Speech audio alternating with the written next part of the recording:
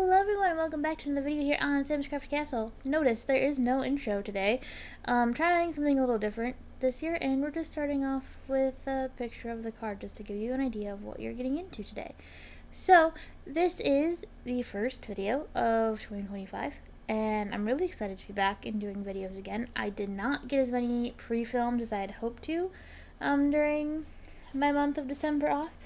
Mostly I just got a reminder of why I take the month of December off, but I hope you all had a really great holiday season and are ready to get started with some new cards and new fun things for 2025. I have a lot of fun things planned already that I'm really excited to get to share with you over the year. So let's get into it, shall we?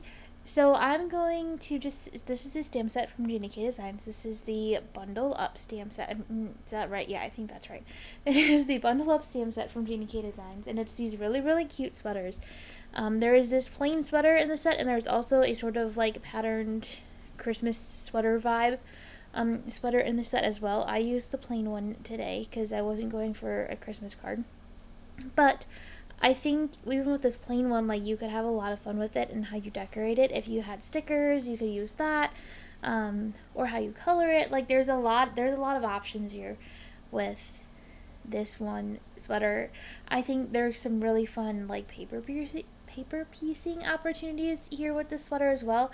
I'm going very, very simple today. I just wanted a solid colored sweater, and I decided to go with green because green is not a color I use very often. And I didn't show it in the video this time, but you guys know, I'm sure y'all have seen them around, that the color cube things that exist. I have the digital version of them saved on my iPad, and I will usually just use a random number generator to select one. And I need to really be better this year about showing that, and like showing which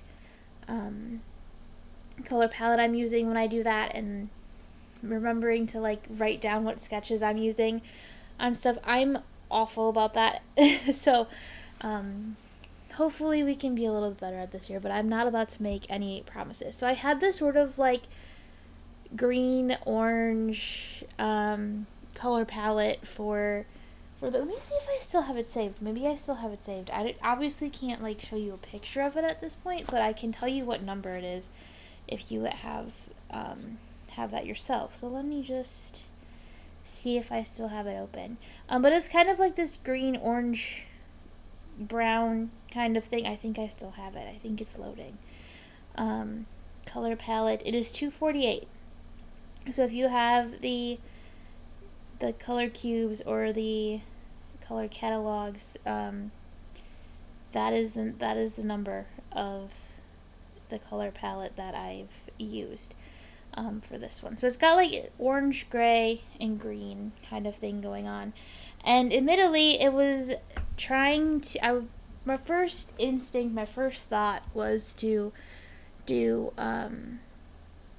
like an autumn card almost, but it's January. I almost said it was a July, but it's not July, it's January. I'm trying to skip the whole first half of the year, apparently. It's January, and I was like, fall is not the vibes, but then that made me realize that I was very much thinking of this set for winter, but I realized that it had some really awesome fall vibes to it as well, because maybe it's just because I live in Wisconsin, so it starts getting cold in the fall, usually. This year, been a little funky, but, well, last year now, because it's 2025, 2024 fall was a little bit funky weather-wise, but yeah, you could do some fun fall things with this too. So I'm doing a gray and green sweater. That's what we're getting at. I'm just doing some very simple coloring with my Copic markers. But something I wanted to talk about in terms of, and this is why I should have showed this on camera, but the coloring's going to take long enough that I can just talk over this part. Sarah Renee Clark, who does the color cubes and everything, and the color catalogs and stuff, I don't want to store the physical things, which is why I have the digital version, so that they're stored on my iPad, and I don't have to worry about keeping the actual like physical cubes around. But there is a version that she has that converts all of the color palettes into markers or pencils or whatever. So she has several different versions of it. So I have the Copic marker, I have the Prismacolor pencil version, and then I also did get the Tombow version because I have a good few of those markers. I just don't use them very often. But I did buy them just because like I said, of most, they're kind of my watercolor marker, my water-based marker of choice. For the most part, I just don't have a full set of them. So, but, so I went and looked up in the Copic version of the color palettes and found what green was listed in the color palette and used that green to then build the rest of my blend around. So that's a really fun way to do these if you are like me and sometimes get hung up on colors. My big thing is I always get really overwhelmed by colors. So I like having this resource for myself because I get less overwhelmed by them. I'm fine usually with like matching colors. I used to be awful at it, but I've gotten quite a bit better at it over the years. But there's so many colors to choose from that's can be very overwhelming for me. It's the same reason I love card sketches so much, because I look at this thing and these papers and these dies and these shapes and images that I have, and it's always sometimes a little bit overwhelming when there's so many choices and so many possibilities. So if I grab a card sketch and I grab a color palette, that makes things a lot easier and a lot more accessible for me. Now let's say you're just getting started. It's January, people are out in the world looking for new hobbies right now, and spending the money on the color catalog or the color cubes or whatever is maybe not an option. There's tons of color palettes you can find on Pinterest for free as well. That's how I started, honestly. I had a Pinterest board full of color palettes, and then eventually got the color cube because I liked that it was easy for me to randomize that way. And it's almost like card challenges are a big focus for me this year, and trying to push my creativity a little bit. And you can find color palette and card sketch challenges on Paper Playful, which I know we talked about a little bit about last year, and we'll be visiting that site and talking a little bit more about it this year if everything goes to plan. And like I said, it's just my favorite jumping off point, my favorite kind of research thing for stuff. So you can even find free versions of these things through that as well.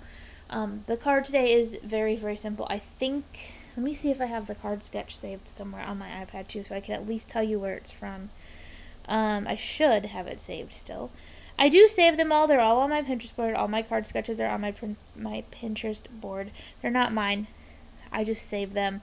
But I've accumulated quite a few of them over the years. And let me just see if I still have that one handy. I do. It's an old My Favorite Things one. So it's My Favorite Things 268, I think.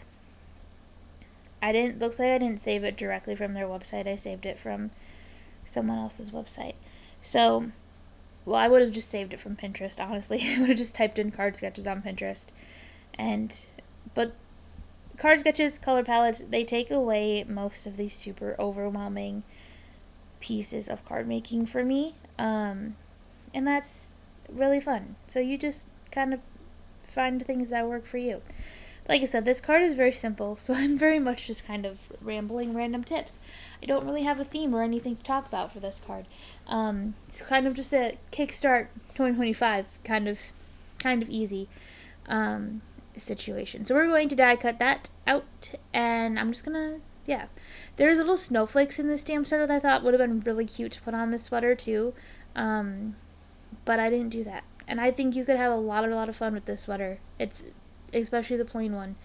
I'm using this background paper is from Gina K Designs. It's from the Autumn Splendor. And as usual, links will be in the description below for anything I can find links for. So I want to talk a little bit about 2025 and just what's going on while I finish up the card here, because we pretty much just have to put it together at this point.